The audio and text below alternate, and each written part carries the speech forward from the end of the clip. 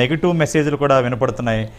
సత్యనారాయణ గారు, ఇటువంటి ప్రాంతీయ ద్వేషాలను రెచ్చగొట్టి ప్రజల మధ్య, బీసీ కులాల మధ్య విభజించు పాలించు అనే సిద్ధాంతానికి కనుక వెళితే ఇది నిజంగా మన కాన్స్టిట్యూషన్లో రాజ్యాంగబద్ధంగా మనం ఏదైతే బాడీస్ నడుస్తున్నాయో ఇది కనుక వైలేషన్ జరిగితే రేపొద్దున్న రాష్ట్రపతులు కానీ గవర్నర్లు కానీ స్పందించవలసిన సందర్భం ఏర్పడుతుందేమో అనిపిస్తుంది ఒక్కొక్కసారి. ఈ కులాల మధ్యన ఈ ప్రత్యేకంగా ఇప్పుడు ఈ అంశం కనుక చూసినట్టయితే రెండు ప్రాంతాల విభజన ఆధారంగా రెండు కులాల మధ్యన కొన్ని కులాల మధ్యన చిచ్చు పెట్టి రాజకీయ ప్రయోజనం కోసం చేసేటటువంటి ఒక ప్రక్రియ ఈ మొత్తం ఎపిసోడ్కి మూలం. అదే జరిగిందండి మొత్తం.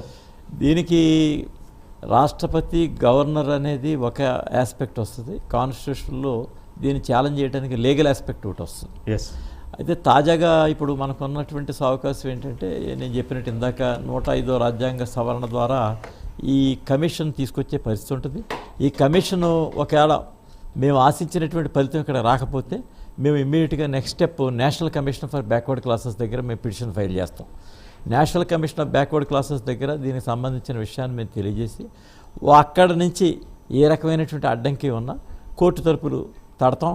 ఖచ్చితంగా ఈ కులాలని వాళ్ళకు ఉన్నటువంటి హక్కులు మేము కల్పించడం కోసం చివరిదాకా మేము వెళ్ళేటటువంటి ప్రయత్నం ఉంటుంది. ఇందులో ఏ రకమైనటువంటి రాజీ పడేటటువంటి ప్రశ్న లేదు. తిరిగి ఈ చెట్టుబలిజ అండ్ 26 కులాలకి రాజ్యాంగబద్ధమైన హక్కు కల్పిస్తాం. దీనికి నష్ట నివారణ కింద అవసరమైతే వాళ్ళ మీద కూడా పీనల్ ఛార్జెస్ కూడా ఫ్రేమ్ చేయమని చెప్పి కూడా కోర్టులో మేము అడుగుతాం. ఈ తప్పుడు రాజకీయ నిర్ణయం తీసుకున్న కారణంగా ఒక దశాబ్ద కాలం పాటు ఈ కులస్తులకు చెందినటువంటి పిల్లల యొక్క భవిష్యత్తును పణంగా పెట్టారు కాబట్టి దాని విషయాన్ని కూడా కోర్టులో మేము ప్రశ్నించేటటువంటి పరిస్థితి ఉందని చెప్పి తెలియజేస్తాం. మీరు ఇప్పుడు ఆంధ్రప్రదేశ్ రాష్ట్రానికి సంబంధించిన రాజ్యసభ సభ్యులు వారేమో ఆ రాష్ట్రానికి ఒక క్యాబినెట్ మంత్రి. రాష్ట్రాలు విడిపోయినప్పుడు వీళ్ళు ఈ జరిగిన అన్యాయానికి సుప్రీంకోర్టులో కేసు ఫైల్ చేశారు. ఆంధ్రప్రదేశ్ ప్రభుత్వాన్ని కూడా పార్టీ చేశారు. ఆంధ్రప్రదేశ్ ప్రభుత్వాన్ని ఇప్పుడు మంత్రి గారిని అడుగుతున్నాను, లైవ్లో మిమ్మల్ని అడుగుతున్నాను. రేపు మీరు అక్కడ ఉన్న ముఖ్యమంత్రి చంద్రబాబుకి, డిప్యూటీ పవన్ కళ్యాణ్ గారికి, లోకేష్ గారికి, లేకపోతే మీ బీజేపీ అధ్యక్షులకు కానీ ఇంతవరకు వాళ్లకు మెమో ఫైల్ చేసి ఉంటే ఆంధ్రప్రదేశ్ రాష్ట్ర ప్రభుత్వం నుంచి ఎందుకు వాళ్ళ మీద పార్టీని చేశారంటే ఉమ్మడి ఆంధ్రప్రదేశ్లో ఉన్న BC commission member and principal secretary without consent Telangana ముఖ్యమంత్రికి డేటా ఇవ్వటం, వారు రిమూవ్ చేసేయటం జరిగింది కాబట్టి వారిని కూడా పార్టీ చేశారు. వారు కనుక పార్టీ చేసి ఒక మెమోను ఫైల్ చేసి ఉంటే ఈ కథ వేరుగా తిరిగేది, ఇన్ని రోజులు ఆగేది కాదు. ఈ సందర్భంగా మీ ఇరువురిని నేను అడుగుతున్నాను, 26 కులాల పక్షానికి ప్రైమ్ న్యాయ వేదిక రేపు రాబోయే రోజుల్లో ఇది మీరు గవర్నమెంట్ దృష్టిలో పెట్టి ఒక మెమో ఫైల్ చేయండి, పార్టీ చేశారు కాబట్టి.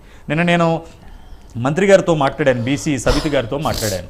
మేడం ఒక్కసారి నేను సబ్జెక్ట్ వెరిఫై చేసి చెప్తాను సార్, ఎందుకంటే నాకు కొంచెం ఐడియా లేదని చెప్పారు. కానీ త్వరలో 26 కులాలు కూడా మేడం బీసీ సుభాష్ గారి ఆధ్వర్యంలో మేడం గారిని కలవడానికి కూడా ప్రయత్నం చేస్తున్నారు. అలాగే వీరు హైదరాబాద్ వస్తున్నారని తెలిసి వీళ్ళందరూ కూడా వారితో కలుస్తున్నారు. ఒక మెమో ఫైల్ చేస్తే మీరు ఒక అడ్వకేట్గా చెప్పండి సత్యనారాయణ గారు, పార్టీని చేసినప్పుడు కనుక వాళ్ళ ఒపీనియన్ సుప్రీంకోర్టు కూడా వింటుంది కదా, అది చాలా ఎవిడెన్స్ ఆఫ్ డాక్యుమెంట్గా ఉపయోగపడుతుంది. ఏమంటారు దాని గురించి? అంటే ఇప్పుడు రాష్ట్ర విభజన జరిగిన తర్వాత తెలంగాణ ప్రభుత్వం ఏర్పడిన తర్వాత దీనికి సంబంధించిన విషయాలు ఈ రాష్ట్ర ప్రభుత్వానికి కన్ఫైన్ అయి ఉంటాయి. ఆ రాష్ట్ర ప్రభుత్వం యొక్క ప్రజలకు ఈ రాష్ట్ర ప్రభుత్వం మీద చేసేటటువంటి హక్కు రాజ్యాంగబద్ధంగా లేదు.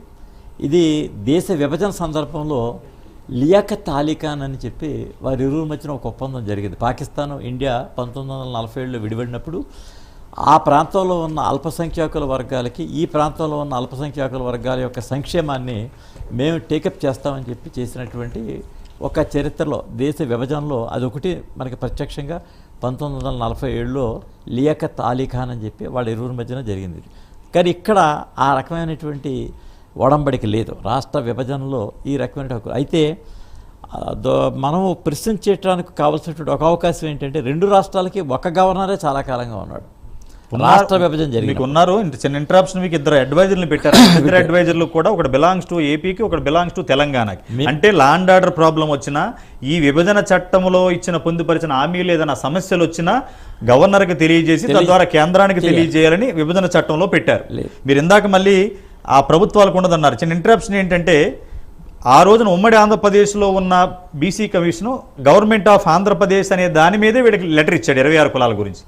అలా ఇచ్చినప్పుడు పార్టీని చేయవలసిన అవసరం 26 కులాలకు వచ్చింది. మీ నోటీసు తెస్తున్నాను. డెఫినెట్గా మేమేసే ఇప్పుడు మేము ఇందాక చెప్పాను మీకు, మేము పిటిషన్స్ వేస్తా ఉన్నప్పుడు మేము పిటిషన్స్ వేసే సందర్భంలో అప్పుడు పార్టీని చేస్తాం ఈ ప్రభుత్వాలను కూడా. ఎందుకు చేరుస్తాం? ఒకటే విషయం చెప్తాం, status of the backward classes at that time మీరు ఏం డిక్లేర్ చేశారని అడుగుతాం. మీకు రాష్ట్ర విభజనలో వీళ్ళ స్టేటస్ను మార్చేటటువంటి ప్రక్రియ మీకు నోటీస్ ఇచ్చారా లేదో చెప్తాం.